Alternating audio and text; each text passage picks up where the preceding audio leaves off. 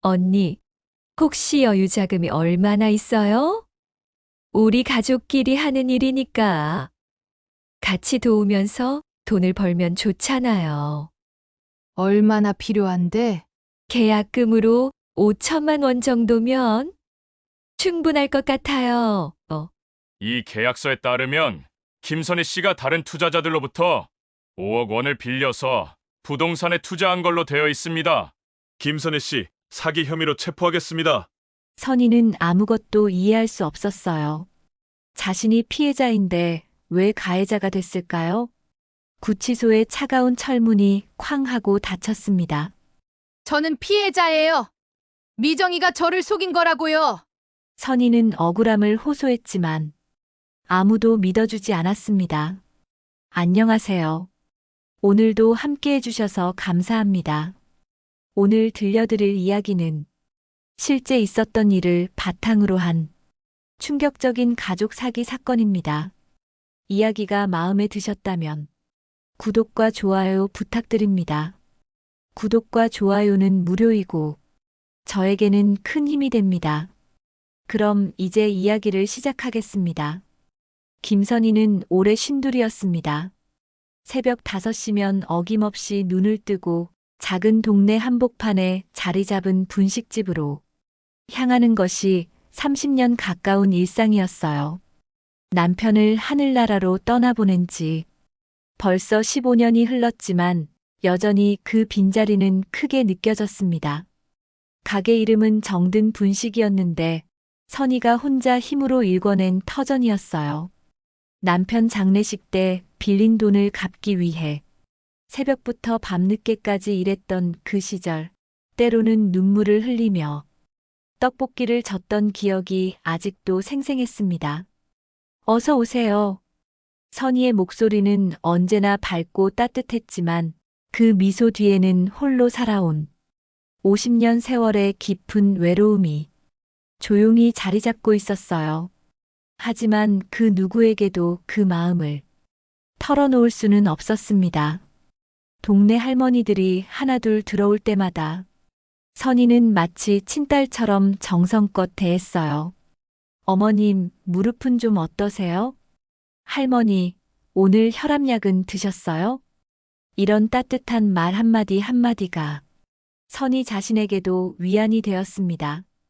그런 선희에게 유일한 가족이라고 할 수 있는 사람들이 바로 오빠 김선택과 올케 박미정이었어요. 선택이는 선희보다 5살 많았지만 어려서부터 선희를 무척 아껴주었습니다. 특히 남편을 잃고 혼자가 된 선희를 친딸처럼 챙겨주곤 했어요.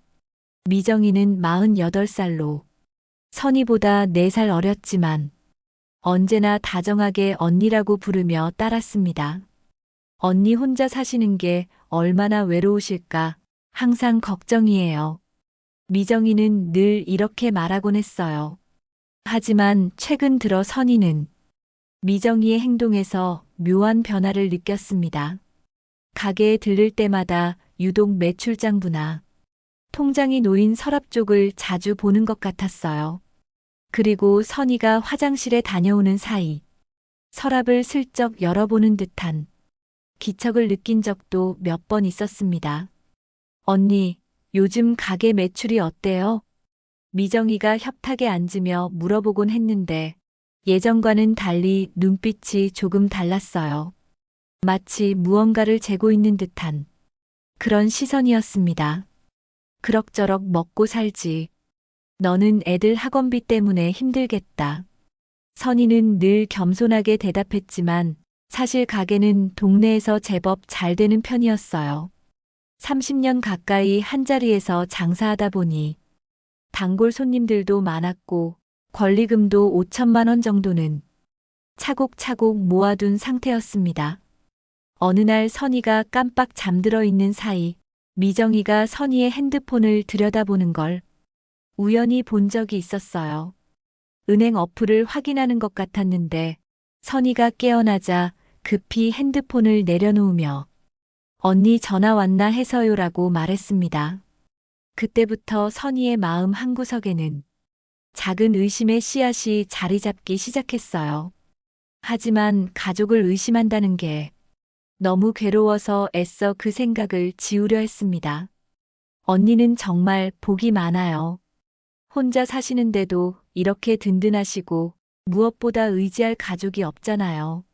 미정이가 자주 하는 말이었는데 들을 때마다 왠지 섬뜩한 기분이 들었어요. 의지할 가족이 없다는 말이 왜 이렇게 강조되는 걸까요? 어느 따뜻한 봄날 오후였습니다. 가게에 손님이 뜸한 오후 2시쯤 선희는 협탁에 앉아 하루 매출을 장부에 정리하고 있었어요. 그때 미정이가 평소보다 일찍 나타났습니다. 언니 바빠요? 미정이의 목소리에는 평소와 다른 묘한 설렘과 긴장감이 섞여 있었어요. 화장도 평소보다 진하게 했고 새로 산 듯한 비싼 옷을 입고 있었습니다.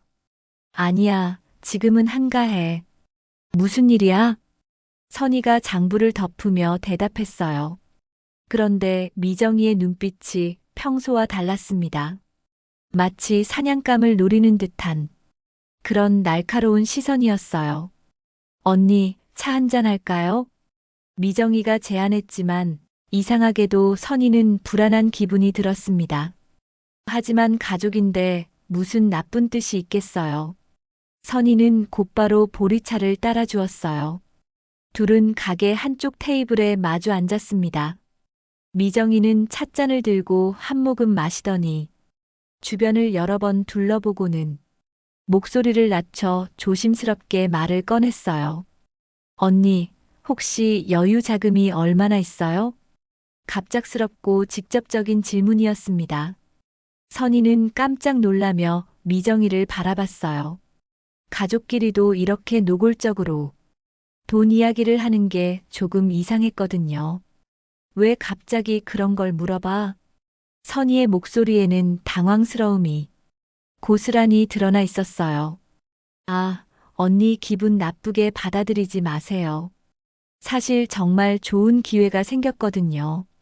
미정이는 급히 변명하듯 말했습니다. 하지만 그 눈빛은 여전히 날카로웠어요. 무슨 기회? 선희가 조심스럽게 되물었습니다. 부동산 투자요. 그런데 이건 보통 투자가 아니에요. 정말 확실하고 안전한 방법이거든요.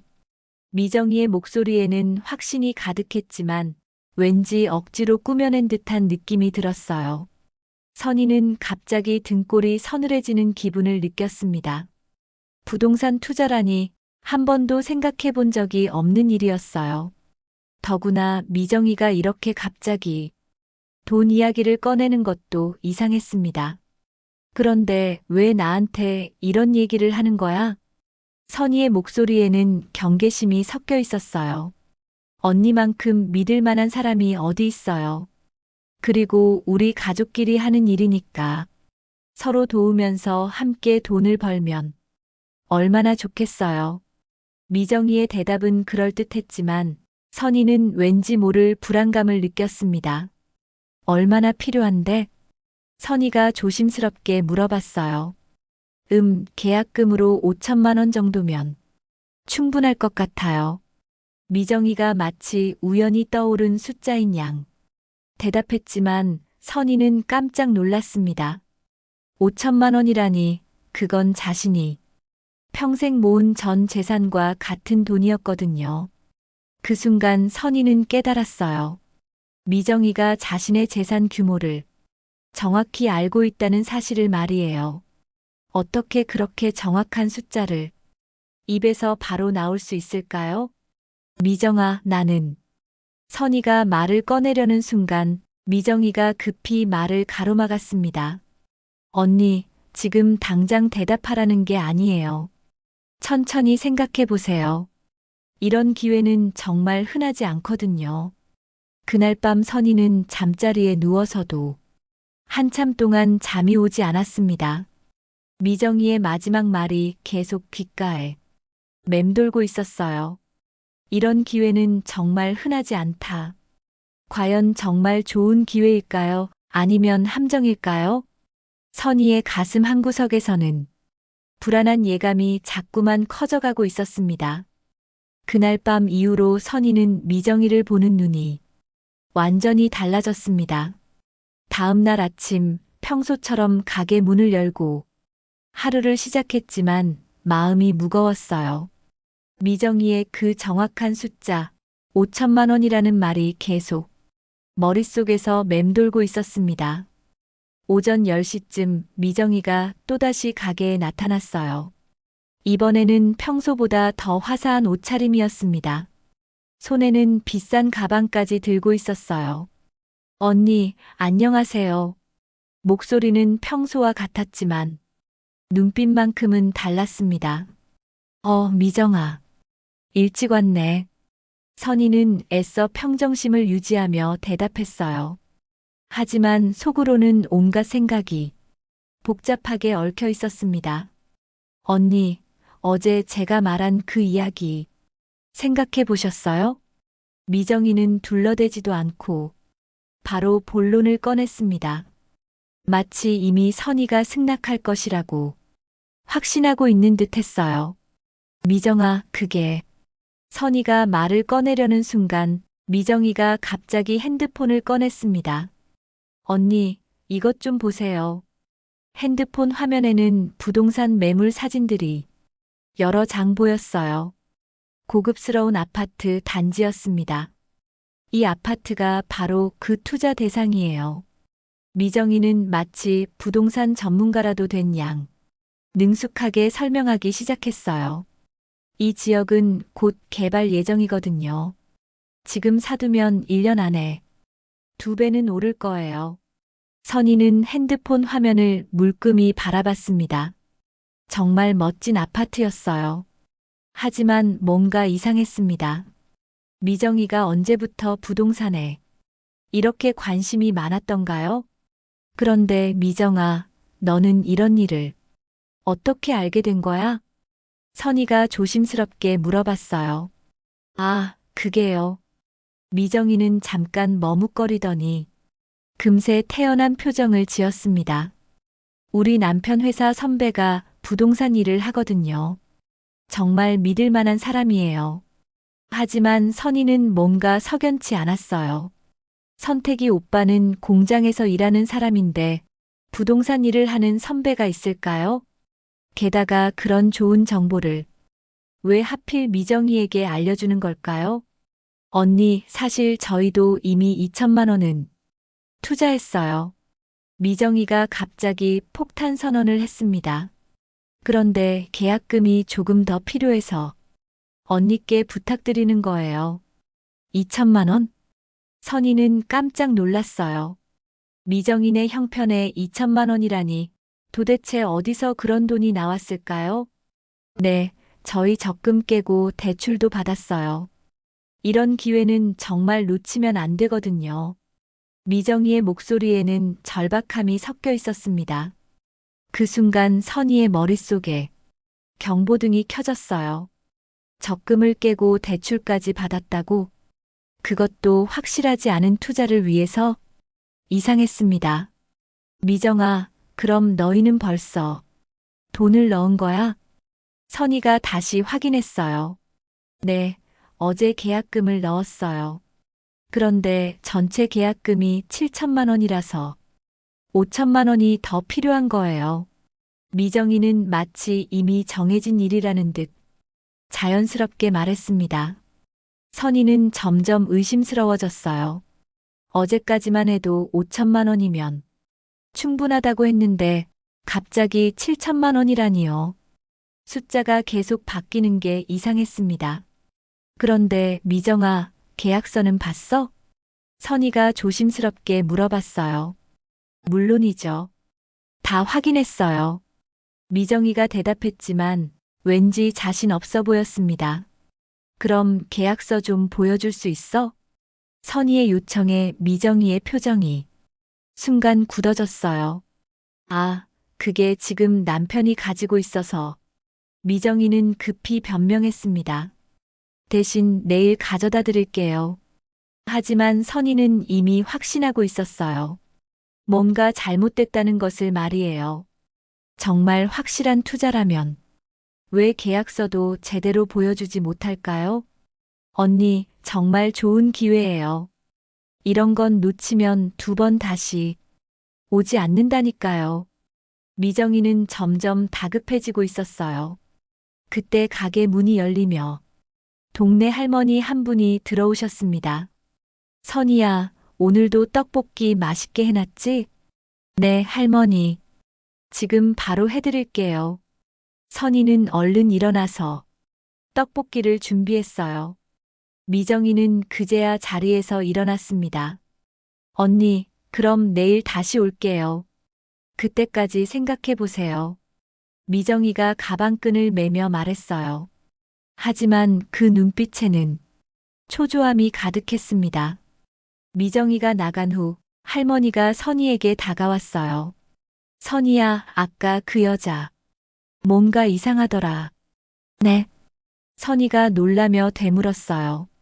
내가 들어올 때 보니까 돈 이야기를 하던데 조심해야 할 것 같아. 할머니의 말에 선이는 가슴이 철렁했어요. 요즘 사기꾼들이 많다고 하더라. 특히 가족이나 지인을 이용해서 사기치는 경우가 많다던데. 할머니의 걱정 어린 목소리였어요. 그날 오후 선이는 계속 생각에 잠겨 있었어요. 미정이의 행동을 하나하나 되짚어 보니 이상한 점들이 한두 개가 아니었습니다. 갑자기 나타난 부동산 투자 이야기, 정확하게 알고 있던 자신의 재산, 계속 바뀌는 숫자들, 보여주지 못하는 계약서까지. 저녁 때 오빠 선택이가 가게에 들렀어요. 평소와 달리 표정이 어두워 보였습니다.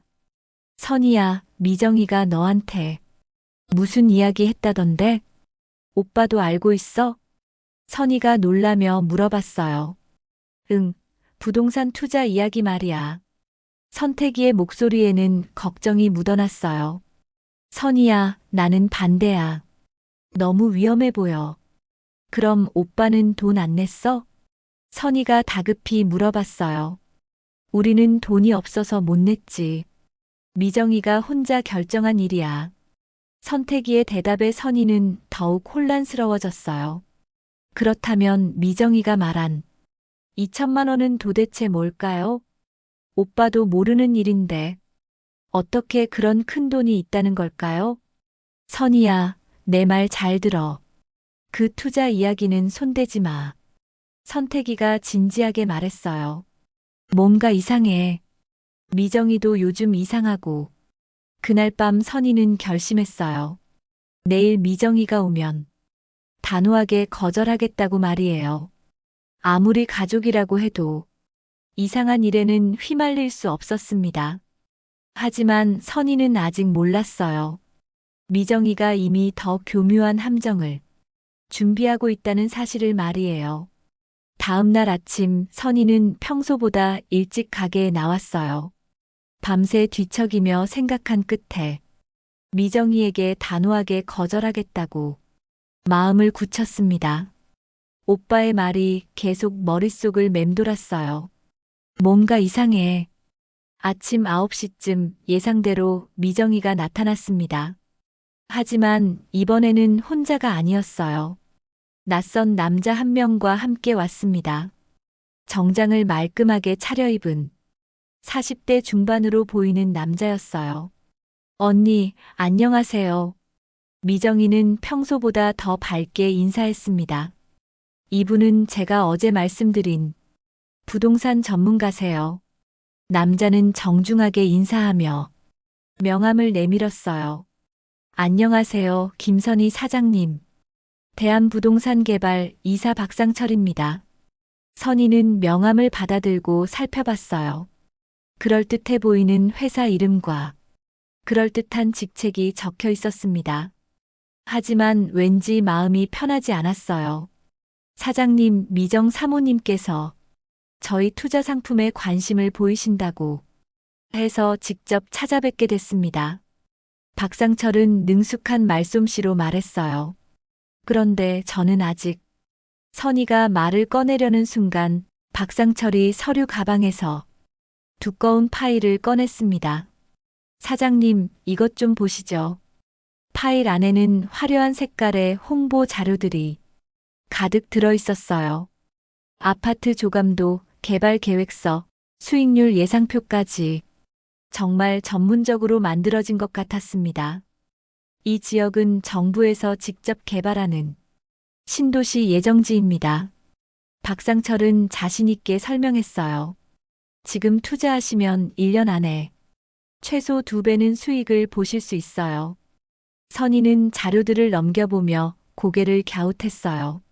정말 그럴듯해 보이긴 했지만 뭔가 과장된 느낌이 들었습니다. 특히 수익률이 너무 높아 보였어요. 그런데 왜 이렇게 좋은 투자를 많은 사람들에게 알리지 않나요? 선희가 의구심을 표했어요. 아, 그게 바로 핵심입니다. 박상철은 목소리를 낮췄어요. 이건 정부 관계자들만 아는 내부 정보거든요. 일반인들에게는 아직 공개되지 않았어요. 미정이가 거들었습니다. 언니, 그래서 지금이 기회라니까요. 나중에 공개되면 투자하고 싶어도 할 수 없어요. 선희는 점점 의심스러워졌어요. 내부 정보라니 그런 게 정말 있을까요?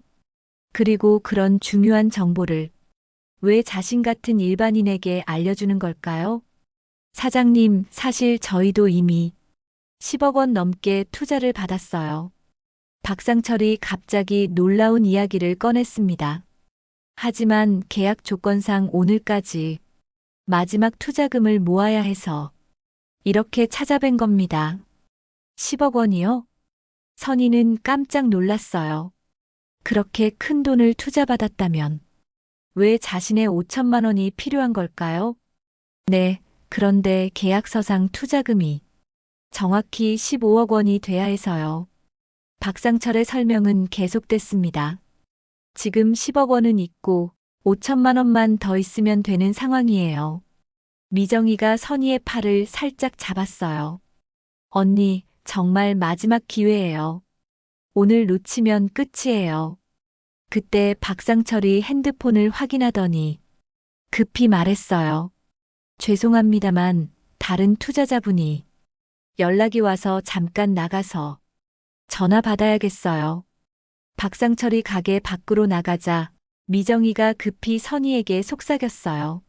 언니, 사실 다른 사람도 이 투자에 관심 보이고 있어요. 우리가 망설이는 사이에 다른 사람이 먼저 할 수도 있어요. 선희는 더욱 혼란스러워졌어요. 그렇게 좋은 투자라면 정말 다른 사람들도 관심을 보일 만했어요. 하지만 뭔가 너무 서두르는 느낌이었습니다. 잠시 후 박상철이 들어왔어요. 표정이 조금 급해 보였습니다. 사장님, 죄송한데 오늘 오후 3시까지 결정해 주셔야 할 것 같아요. 왜 그렇게 급하죠? 선희가 물어봤어요. 다른 투자자분이 오늘 오후에 큰 금액을 투자하겠다고 해서요. 만약 그분이 먼저 투자하시면 저희 쪽 물량은 마감될 수 있어요. 미정이의 얼굴이 하얗게 질렸어요. 언니, 어떡해요? 우리가 놓치면 정말 후회할 것 같아요. 선희는 가슴이 답답해졌어요. 너무 급작스럽게 결정하라고 하니 더욱 의심스러웠습니다. 하지만 정말 좋은 기회를 놓치는 건 아닐까 하는 생각도 들었어요. 그런데 계약서는 언제 볼 수 있나요? 선희가 다시 한번 물어봤어요. 아, 계약서는 투자금을 입금하시면 바로 작성해드립니다. 박상철의 대답이었어요. 지금은 가계약서만 쓰시면 돼요. 가계약서요? 선희는 그런 게 있는지도 몰랐어요. 네, 투자 의향서라고 보시면 됩니다. 박상철이 서류 가방에서 또 다른 서류를 꺼냈어요. 여기에 사인만 하시면 돼요. 선희는 서류를 받아 읽어봤어요. 하지만 어려운 용어들이 많아서 정확히 무슨 내용인지 알기 어려웠습니다. 그런데 가장 아래쪽에는 분명히 5천만 원이라는 금액이 적혀 있었어요. 이게 정말 가계약서인가요? 선희가 다시 확인했어요. 물론입니다. 정식 계약서는 나중에 따로 작성하고 이건 그냥 투자 의향만 표시하는 거예요. 박상철은 자신 있게 대답했어요. 미정이가 선희의 어깨를 두드렸어요. 언니, 빨리 결정하세요. 시간이 없어요. 선희는 펜을 들고 망설였어요. 정말 괜찮은 투자일까요? 아니면 함정일까요? 오빠의 경고가 귓가에 맴돌았지만 미정이와 박상철의 재촉에 점점 마음이 흔들리고 있었습니다. 그 순간 선희는 무서운 실수를 저질렀어요. 떨리는 손으로 서류에 자신의 이름을 적었습니다. 그 순간부터 선희의 인생은 돌이킬 수 없는 나락으로 떨어지기 시작했어요. 서명을 마치자 박상철과 미정이의 얼굴에 이상한 미소가 번졌습니다. 그제야 선희는 깨달았어요. 자신이 엄청난 함정에 빠졌다는 것을 말이에요. 서명을 마친 순간 박상철은 재빨리 서류를 챙겨 넣었어요. 미정이도 갑자기 서둘러 일어났습니다. 언니, 이제 은행에 가서 돈을 입금해야 해요. 목소리에는 이상한 조급함이 묻어나고 있었어요. 선희는 뭔가 이상하다는 느낌이 들었습니다. 지금 당장 가야 하나? 네, 오늘 오후 3시까지니까. 시간이 별로 없어요. 박상철이 시계를 보며 말했어요. 선희는 마음이 무거웠지만 이미 서명을 했으니 어쩔 수 없다고 생각했어요. 가게 문을 잠그고 미정이와 함께 근처 은행으로 향했습니다. 박상철은 먼저 가서 준비하겠다며 다른 곳으로 사라졌어요. 은행에 도착하자 미정이가 말했습니다. 언니, 계좌번호 알려드릴게요. 핸드폰에서 메모를 확인하며 계좌번호를 불러주었어요. 예금주 이름은 대한부동산개발이었습니다. 미정아, 그런데 이 돈 정말 안전한 거지? 선희가 마지막으로 확인했어요. 물론이에요, 언니. 제가 언니한테 나쁜 짓을 하겠어요? 미정이는 확신에 찬 목소리로 대답했지만 눈빛만큼은 왠지 차갑게 느껴졌어요. 선희는 평생 모은 돈 5천만 원을 떨리는 손으로 송금했습니다. 송금 확인증을 받는 순간 가슴 한구석이 허전해졌어요. 마치 무언가 중요한 걸 잃어버린 그런 기분이었습니다. 언니, 수고하셨어요. 이제 집에 가서 좋은 소식을 기다리면 돼요. 미정이가 밝게 웃으며 말했어요. 하지만 그 웃음이 왠지 어색해 보였습니다. 그날 저녁 선희는 가게로 돌아왔지만 도무지 일에 집중할 수가 없었어요. 5천만 원이라는 거금을 투자했다는 사실이 계속 머릿속을 맴돌았습니다. 과연 잘한 일일까요? 며칠이 지났지만 박상철이나 미정이로부터 아무런 연락이 오지 않았어요. 선희는 점점 불안해지기 시작했습니다. 투자했으면 중간중간 소식이라도 들려줘야 하는 거 아닌가요? 일주일째 되는 날 선희는 참지 못하고 미정이에게 전화를 걸었어요. 미정아, 그 투자 건 어떻게 되고 있어? 아, 언니. 지금 서류 정리하고 있어요. 곧 연락 올 거예요. 미정이의 대답은 시원하지 않았어요. 그런데 언제쯤 계약서를 받을 수 있을까? 선희가 다시 물어봤어요. 그게 조금 복잡해서. 미정이는 말을 흐렸습니다. 나중에 자세히 설명해 드릴게요. 전화를 끊고 난 후 선희는 더욱 불안해졌어요. 뭔가 이상했습니다. 투자를 했으면 바로 계약서라도 받아야 하는 거 아닌가요? 2주일이 지나고 3주일이 지나도 박상철로부터는 아무런 연락이 없었어요. 선희는 박상철이 준 명함을 찾아 회사에 전화를 걸어봤습니다. 하지만 그런 회사는 존재하지 않는다는 충격적인 사실을 알게 됐어요. 고객님, 대한부동산개발이라는 회사는 저희 데이터베이스에 없습니다. 전화 상담원의 말에 선희는 머리가 하얗게 변하는 느낌이었어요. 급히 미정이에게 전화를 걸었지만 계속 전화를 받지 않았습니다. 문자를 보내도 답장이 없었어요. 선희는 직접 미정이 집으로 찾아갔습니다. 하지만 미정이네 집은 텅 비어 있었어요. 이웃 아주머니에게 물어보니 3일 전에 이사를 갔다고 했습니다. 어디로 갔는지는 아무도 모른다고 했어요. 그제야 선희는 깨달았습니다.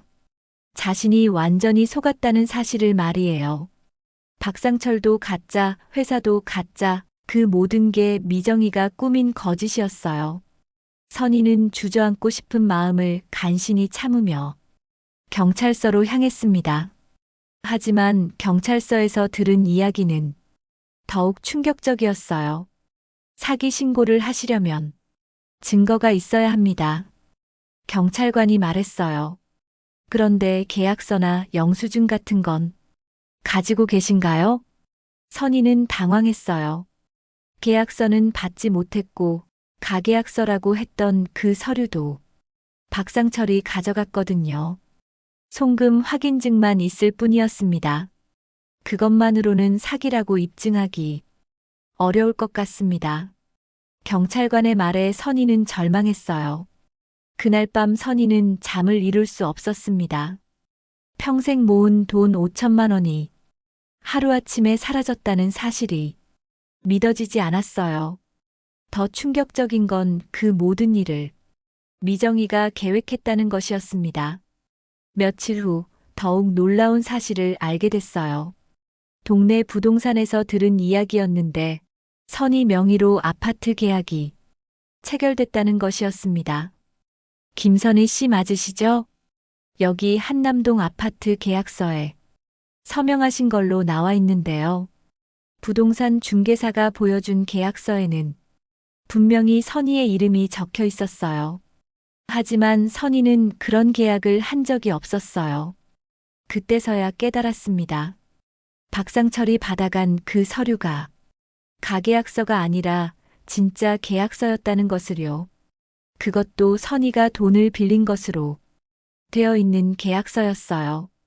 이 계약서에 따르면 김선희 씨가 다른 투자자들로부터 5억 원을 빌려서 부동산에 투자한 걸로 되어 있습니다. 중개사의 설명에 선희는 기절할 뻔했어요. 5억 원이라니요. 선희는 그런 돈을 빌린 적도 없고 그런 투자를 한 적도 없었어요. 하지만 서류상으로는 선희가 모든 것의 주범으로 되어 있었습니다. 그날 오후 선희의 가게에 경찰이 들이닥쳤어요. 김선희 씨 사기 혐의로 체포하겠습니다. 경찰관의 차가운 목소리였어요. 선희는 아무것도 이해할 수 없었어요. 자신이 피해자인데 왜 가해자가 됐을까요? 미정이는 어디로 사라졌고 자신은 왜 이런 일을 당해야 하는 걸까요? 수갑이 채워지는 순간 선희는 자신의 인생이 완전히 무너져 내리는 것을 느꼈습니다. 그리고 미정이의 마지막 웃음이 선명하게 떠올랐어요. 그 차가운 미소 뒤에 숨겨진 무서운 계획을 이제야 알 것 같았습니다. 구치소의 차가운 철문이 선희의 뒤에서 쾅 하고 닫혔습니다. 평생 경험해 본 적 없는 차가운 공기와 서로의 눈치를 보는 수감자들 사이에서 선희는 숨이 막혔어요. 이게 정말 내가 있을 곳인가? 첫날 밤 선희는 딱딱한 침대에 누워 천장을 바라보며 눈물을 흘렸습니다. 어떻게 이런 일이 일어날 수 있을까요? 평생 남에게 해를 끼친 적 없는 자신이 왜 범죄자 취급을 받아야 하는 걸까요? 재판은 생각보다 빨리 진행됐어요. 하지만 선희에게는 절망적이었습니다. 모든 증거가 선희를 향하고 있었거든요. 계약서에는 선희의 이름이 명의자로 되어 있었고 투자금 횡령의 주범으로 지목됐어요. 피고인은 다수의 투자자로부터 총 5억 원을 모집하여 허위 부동산 투자에 사용했습니다. 검사의 차가운 목소리가 법정에 울렸어요. 선희는 억울함을 호소했지만 아무도 믿어주지 않았습니다. 저는 피해자예요. 미정이가 저를 속인 거라고요. 하지만 미정이와 박상철은 이미 종적을 감춘 상태였어요. 더욱 충격적인 건 재판에 오빠 선택이와 미정이가 나오지 않았다는 것이었어요. 선희는 간절히 기다렸지만 끝까지 그들의 모습은 보이지 않았습니다. 며칠 후 드디어 미정이가 면회를 왔어요. 선희는 기대와 분노가 뒤섞인 마음으로 면회실로 향했습니다. 유리창 너머로 본 미정이의 모습은 예전과 달라 보였어요. 언니, 미안해요. 미정이가 입을 열었지만 그 목소리에는 진심이 느껴지지 않았어요. 오히려 억지로 짜낸 듯한 울음소리였습니다. 미정아, 도대체 왜 이런 짓을 한 거야? 선희의 목소리는 떨리고 있었어요. 언니, 나도 어쩔 수 없었어요. 박상철이라는 사람이 저를 협박했거든요. 미정이는 자신도 피해자인 양 말했어요. 하지만 선희는 더 이상 속지 않았습니다. 미정이의 눈빛에서 거짓말을 읽을 수 있었거든요. 그럼 왜 경찰에서 증언하지 않아? 왜 재판에 나오지 않았어? 언니, 저도 무서워요. 그 사람들이 저를 해칠까봐. 미정이의 변명은 계속됐지만 점점 더 어색해 보였어요. 그때 선희는 미정이의 손목에서 번쩍이는 것을 봤어요.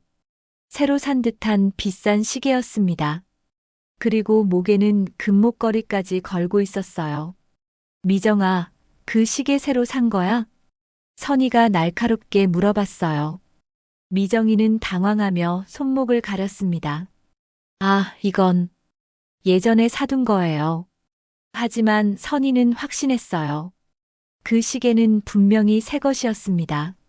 미정이가 자신의 돈으로 산 것일 거예요. 자신을 속여서 얻은 그 돈으로 말이에요. 언니, 정말 미안해요. 제가 뭔가 도움이 될 수 있다면. 미정이는 계속 거짓 눈물을 흘렸어요. 그럼 재판에 나와서 증언해줘. 내가 피해자라고 말해줘. 선희가 간절히 부탁했어요. 언니, 그건 제가 위험해질 수 있어서. 미정이는 결국 거절했어요. 면회가 끝나고 선희는 깨달았습니다. 미정이는 처음부터 끝까지 자신을 이용할 생각뿐이었다는 것을요. 그 눈물도 그 사과도 모두 거짓이었어요. 수감 생활이 2년째 접어들었을 때 새로 들어온 수감자 한 명이 선희에게 충격적인 이야기를 했어요. 김선희 씨 맞죠? 저 박미정이라는 사람 알아요. 그 수감자는 20대 여성이었어요. 미정이를 알아? 선희 깜짝 놀라며 물어봤어요. 네, 그 사람이 저한테도 똑같은 짓을 했거든요. 충격적인 증언이었어요. 몇 년 전에 부동산 투자한다고 제 친척을 속여서 돈을 뜯어냈어요. 그때도 박상철이라는 가짜 전문가를 데려왔다더라고요. 선희는 온몸에 소름이 돋았어요. 미정이가 자신만 속인 게 아니었던 거예요. 이미 다른 사람도 같은 방법으로 속였다는 것이었습니다. 그럼 미정이는 상습범이라는 거네요? 선희가 떨리는 목소리로 물어봤어요. 네, 그런 것 같아요. 아마 여러 명을 속였을 거예요. 그 수감자의 말에 선희는 분노가 치밀었어요. 선희는 동네 지인들을 통해 더 많은 정보를 수집하기 시작했어요. 편지와 면회를 통해 알아본 결과 충격적인 사실들이 드러났습니다. 자신 명의로 된 부동산이 이미 매각되어 있었어요. 그 돈은 모두 미정이 명의의 계좌로 들어가 있었습니다. 더욱 놀라운 건 미정이가 선희의 인감 도장까지 위조해서 각종 서류에 사용했다는 것이었어요. 완전히 계획적인 범죄였습니다. 하지만 아무리 증거를 모아도 이미 확정된 판결을 뒤집기는 어려웠어요. 선희는 절망 속에서 한동안 식사도 거부했습니다. 그날 밤 같은 방에 있던 언니가 선희에게 다가왔어요. 선희야, 포기하면 안 돼. 언니, 저는 이미 끝났어요. 아무도 제 말을 믿어주지 않아요. 선희는 울먹이며 말했어요. 아니야, 내가 살아서 나가야 해. 그래야 진실을 밝힐 수 있어. 그 언니의 말이 선희의 마음을 움직였어요. 내가 여기서 포기하면 미정이 같은 사람이 계속 다른 사람들을 속일 거야. 그날 밤 선희는 다짐했습니다. 살아서 나가서 반드시 미정이의 진짜 모습을 밝혀내겠다고요. 그리고 자신과 같은 피해자가 더 이상 생기지 않도록 하겠다고 말이에요. 출소를 한 달 앞두고 선희는 마음속으로 계획을 세우기 시작했어요. 미정이를 찾아내고 모든 증거를 수집해서 진실을 밝혀내겠다는 계획을요. 이제 진짜 싸움이 시작되는 것이었습니다. 출소 당일 선희는 새벽 5시에 눈을 떴어요. 2년 넘게 갇혀있던 감옥에서 마침내 나가는 날이었습니다. 하지만 기쁘기보다는 무거운 마음이었어요. 이제 진짜 싸움을 시작해야 했거든요. 감옥 밖으로 나온 선희를 맞이한 건 차가운 현실이었습니다. 예전 가게는 이미 다른 사람 손에 넘어가 있었고 동네 사람들의 시선도 달라져 있었어요. 저 사람이 사기꾼이라면서 속삭이는 소리들이 들려왔습니다. 선희는 임시로 고시원에 방을 구했어요. 작고 답답한 방이었지만 다시 시작하기에는 충분했습니다. 무엇보다 중요한 건 미정이를 찾아내는 것이었어요. 첫 번째로 선희는 옛날 동네를 다시 찾았습니다. 미정이에 대한 정보를 수집하기 위해서였어요. 하지만 대부분의 사람들은 선희를 피하려고 했습니다. 그러던 중 예전에 단골이었던 할머니 한 분이 선희에게 다가왔어요. 선희야, 정말 힘들었지? 따뜻한 위로의 말씀이었어요. 할머니, 미정이 소식 혹시 아세요? 선희가 조심스럽게 물어봤어요. 그 여자 말이야? 몇 달 전에 봤는데 완전히 달라져 있더라. 할머니의 말에 선희의 귀가 쫑긋했어요. 어떻게 달라져 있었는데요? 비싼 옷 입고 고급 자동차 타고 다니더라. 돈을 엄청 많이 번 것 같았어. 선희의 가슴이 뜨거워졌어요. 그 돈이 바로 자신의 돈일 것이었거든요. 미정이는 선희를 감옥에 보낸 채 그 돈으로 호화롭게 살고 있었던 거예요. 그런데 어디서 봤는지 기억나세요? 선희 다급히 물어봤어요. 강남 쪽 백화점에서 봤어. 정말 거만하게 굴더라. 할머니의 증언이었어요. 선희는 즉시 강남으로 향했습니다. 여러 백화점을 돌아다니며 미정이의 흔적을 찾기 시작했어요. 하지만 찾기가 쉽지 않았습니다. 며칠째 수색을 계속하던 중 한 백화점 직원이 선희에게 다가왔어요. 혹시 박미정이라는 분 찾으시나요? 네. 혹시 아세요? 선희의 눈이 반짝였어요. 네, 저희 매장 단골 손님이세요. 일주일에 2~3번은 오시거든요. 직원의 말에 선희는 가슴이 두근거렸어요. 언제 주로 오시나요? 보통 금요일 오후에 오세요. 내일이 금요일인데 아마 오실 거예요. 선희는 그날 밤 잠을 이룰 수 없었어요. 드디어 미정이를 만날 수 있다는 생각에 흥분과 분노가 뒤섞여 있었습니다. 다음 날 오후 선희는 백화점에서 미정이를 기다렸어요. 3시쯤 되자 정말로 미정이가 나타났습니다. 예전과는 완전히 다른 모습이었어요. 명품 가방에 비싼 옷을 입고 화장도 진하게 한 채로 당당하게 걸어 다녔습니다. 선희가 감옥에서 고생하는 동안 미정이는 이렇게 살고 있었던 거예요. 선희는 멀리서 미정이를 따라다녔어요. 어떤 가게에 가는지, 무엇을 사는지 모두 지켜봤습니다. 미정이는 수백만 원짜리 가방을 아무렇지도 않게 구입했어요. 그때 선희는 결심했습니다. 단순히 미정이를 찾는 것만으로는 부족하다고요. 확실한 증거를 잡아야 한다고 생각했어요. 선희는 개인정보 전문가를 찾았습니다. 감옥에서 만난 사람 중에 그런 일을 하는 사람이 있었거든요. 물론 돈이 많이 들었지만 어쩔 수 없었어요. 김선혜 씨, 박미정이라는 사람이 최근 거래 내역을 복원해 드릴 수 있어요.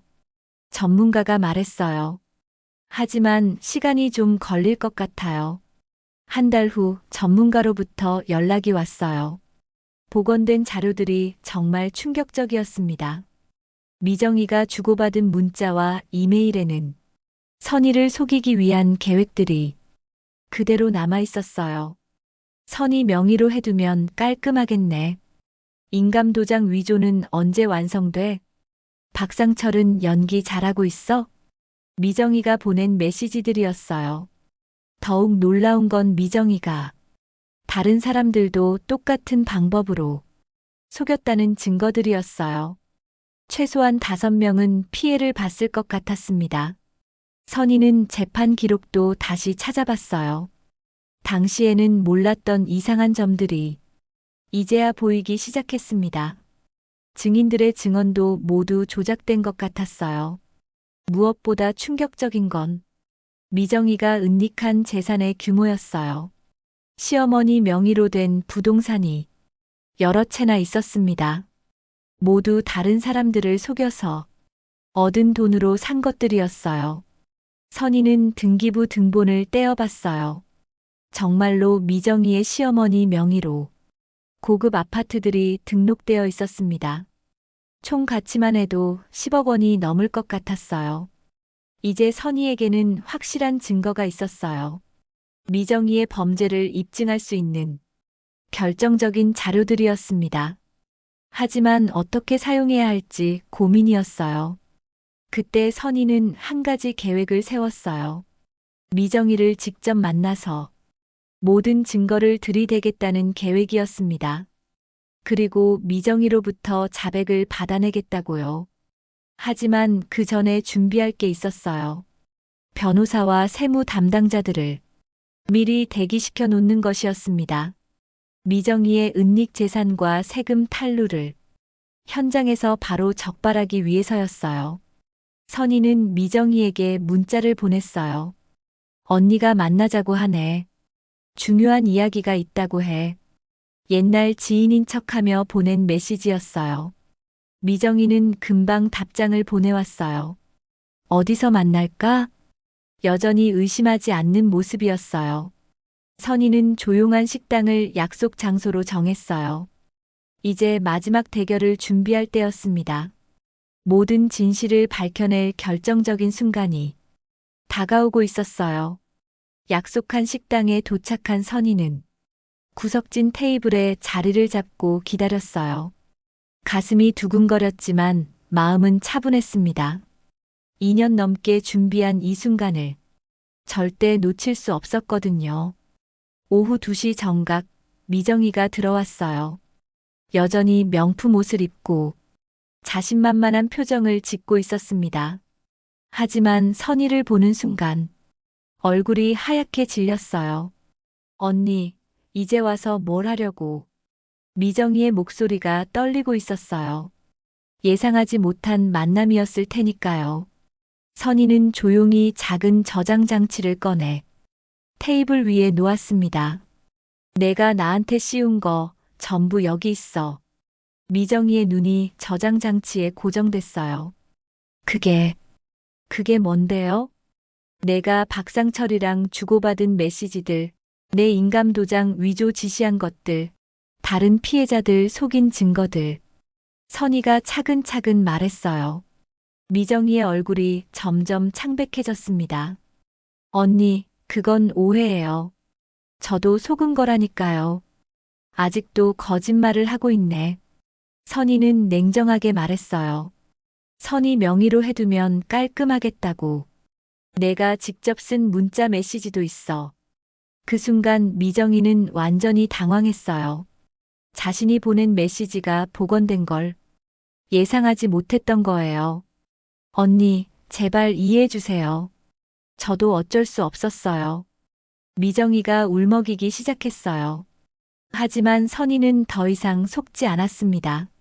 어쩔 수 없어서 시어머니 명의로 10억 원어치 부동산을 샀다고 미정이의 눈이 더욱 커졌어요.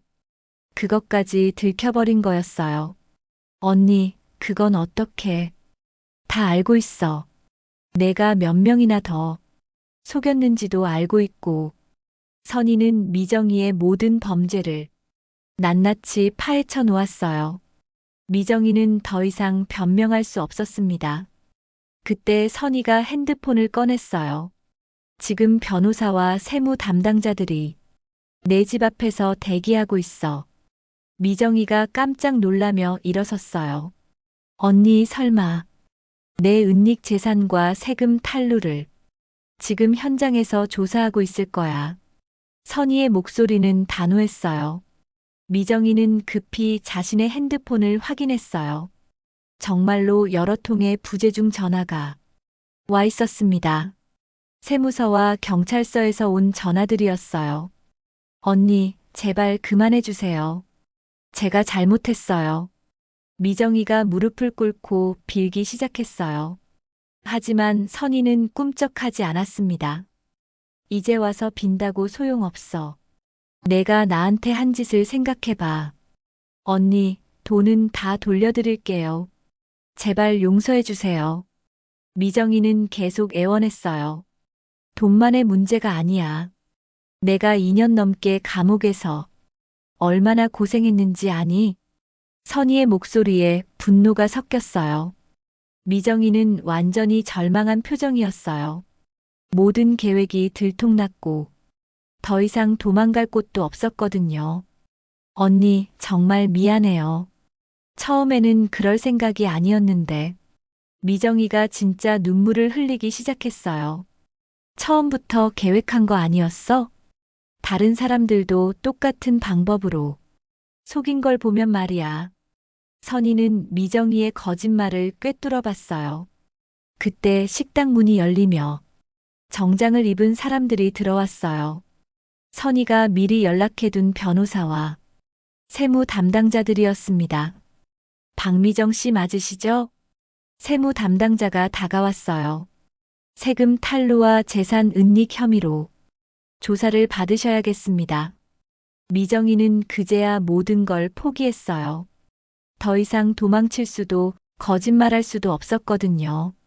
내가 내 인생을 망쳐놓은 것처럼 이제 내 인생도 끝이야. 선희가 차가운 목소리로 말했어요. 변호사가 선희에게 다가왔어요. 김선희 씨, 이 증거들로 재심 청구가 가능할 것 같습니다. 선희의 눈에서 드디어 눈물이 흘렀어요.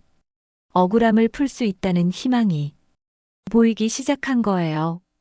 그리고 박미정 씨의 범죄 규모를 보면 상당한 형량이 예상됩니다. 세무 담당자가 덧붙였어요. 미정이는 완전히 무너져 내렸어요.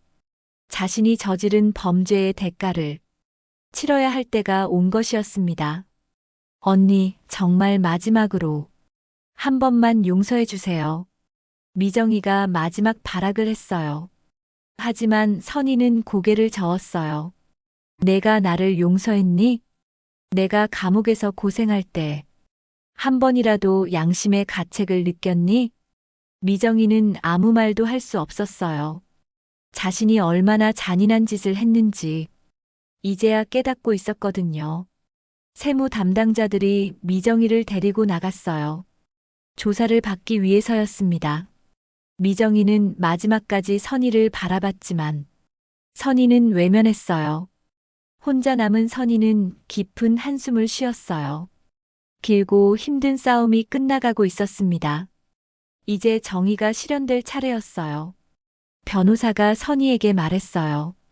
김선희 씨, 몇 달 안에 모든 게 해결될 것 같습니다. 억울한 누명도 벗으시고 피해 보상도 받으실 수 있을 거예요. 선희는 고개를 끄덕였어요. 정말 긴 악몽이 끝나가고 있었습니다. 그리고 새로운 시작을 준비할 시간이 다가오고 있었어요. 미정이가 저지른 모든 범죄가 세상에 드러나는 순간이었습니다. 이제 진짜 정의가 무엇인지 보여줄 때가 왔어요. 미정이와의 마지막 대결에서 3개월이 지났습니다. 선희가 예상했던 대로 모든 일이 순조롭게 진행되고 있었어요. 미정이는 재판을 받게 됐고 선희의 재심 청구도 받아들여졌습니다. 법정에서 미정이의 모든 범죄가 낱낱이 드러났어요. 선희뿐만 아니라 다른 피해자들까지 총 7명이나 되는 것으로 밝혀졌습니다. 피해 규모는 15억 원에 달했어요. 피고인 박미정은 계획적이고 지속적으로 다수의 피해자를 속여 금전을 편취했으며 무고한 사람을 범죄자로 만든 악질적 범죄를 저질렀습니다. 판사의 엄중한 목소리가 법정에 울렸어요. 미정이는 징역 10년형을 선고받았습니다.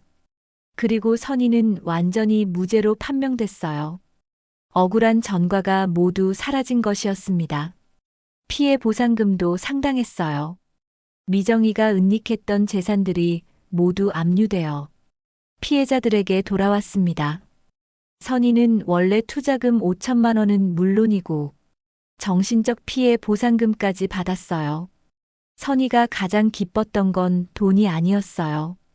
자신이 죄인이 아니라는 걸 세상에 증명한 것이었습니다.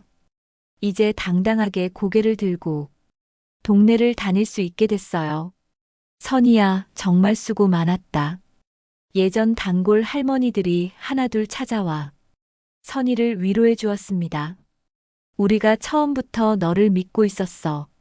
하지만 선희에게는 아직 해야 할 일이 하나 더 남아 있었어요. 새로운 가게를 여는 것이었습니다. 이번에는 정말 자신만의 힘으로 새롭게 시작하고 싶었거든요. 선희는 예전 동네 근처에 새로운 분식집 자리를 구했어요. 피해 보상금 일부를 사용해서 깔끔하고 따뜻한 가게를 만들었습니다. 가게 간판에는 큼직하게 다시 시작이라는 문구가 걸렸어요. 정말 의미 있는 이름이었습니다. 선희의 인생이 다시 시작되는 기념비 같은 가게였거든요. 개업 첫날 동네 사람들이 모두 축하하러 왔어요. 선희야, 이번에는 정말 잘 될 거야. 우리가 항상 응원할게. 따뜻한 격려의 말들이 이어졌습니다. 가게를 운영하면서 선희는 많은 변화를 느꼈어요. 예전보다 사람을 보는 눈이 훨씬 예리해졌습니다. 누가 진심인지, 누가 거짓말을 하는지 쉽게 알아볼 수 있게 됐어요. 사람은 절대 눈 감으면 안 돼. 아무리 가족이라도 말이야. 선희가 자주 하는 말이 됐어요. 어느 날 오후 낯선 중년 여성이 가게에 들어왔어요. 뭔가 어색한 표정을 짓고 있었습니다. 선희는 바로 알아챘어요. 무언가 부탁할 일이 있는 눈빛이었거든요. 사장님, 혹시 시간 있으시면 상담 좀 받을 수 있을까요? 그 여성이 조심스럽게 말했어요.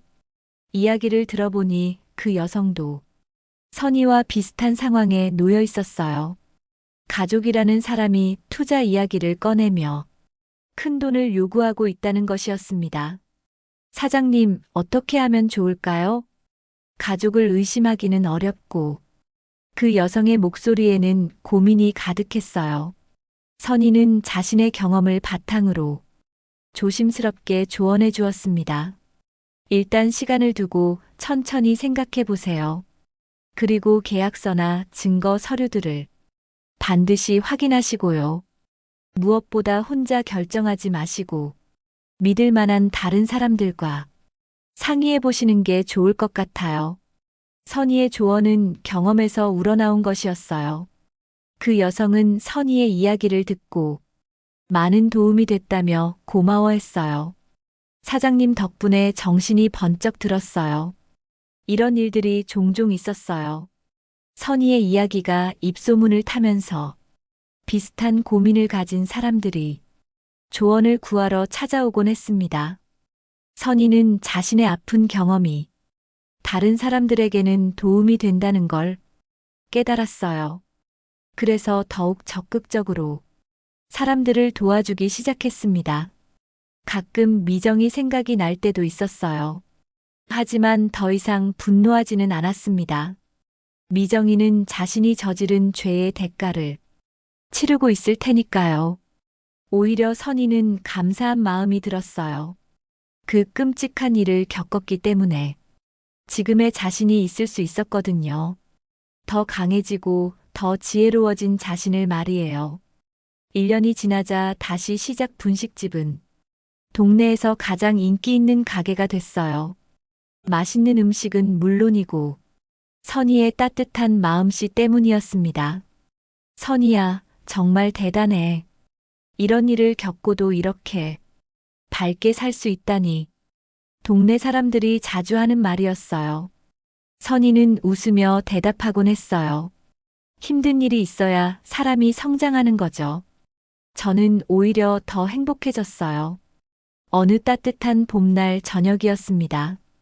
가게 정리를 마친 선희는 협탁에 앉아 하루를 돌아봤어요. 오늘도 많은 손님들이 찾아왔고 모두들 만족하며 돌아갔습니다.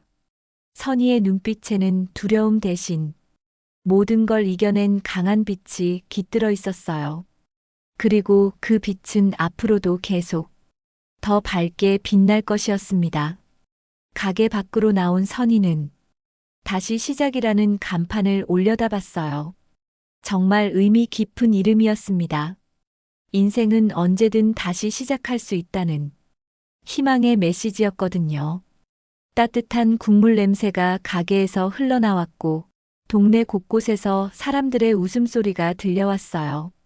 선희는 깊이 숨을 들이쉬며 새로운 내일을 준비했습니다.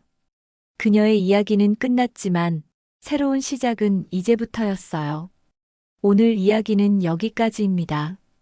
김선희 씨의 용기 있는 선택이 많은 분들에게 희망과 교훈을 전해드렸기를 바랍니다.